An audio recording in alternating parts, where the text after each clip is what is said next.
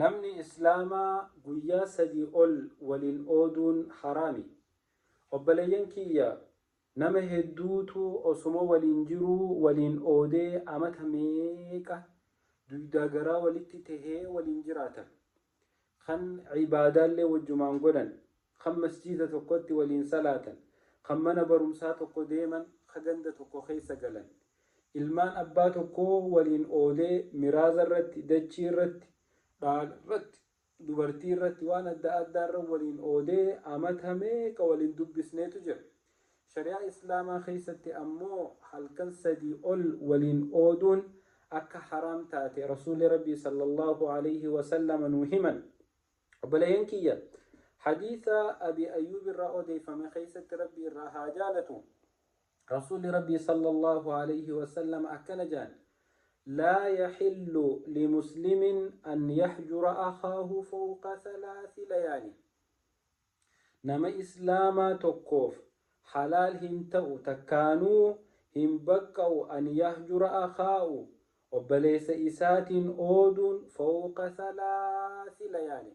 هل كان سدي أول نمني إسلاما ولين أودي بلون إساني فين بقوا إرتي حرامي يجتشو رسول ربي صلى الله عليه وسلم نوهما يلتقيان قوى الأركن فيعرض هذا ويعرض هذا أمة أسمو والأركن أسمو القنمني ولين أودا والهندب بسني وخيرهما الذي يبدأ بالسلام الرجالان إساني أمو الرجالان ور ولين أودي nama yeroo nama oodeensan arke salaamtaa irratti qara'uun dursee je. Tanaaf obboleeyyan kiyya kootaa waliin hin oodnu.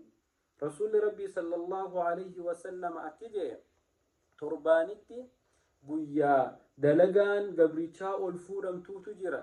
Gaafa dalagaan gabrootaa rabbii biratti mazgabni ol fuudhamu rabbi subhaanahu wa ta'aalaa warra waliin oodesan hanga isaa walitti araaramanii dalagaa isaanii irraa oliin fuudhina achumatti dhiisaa ja'an.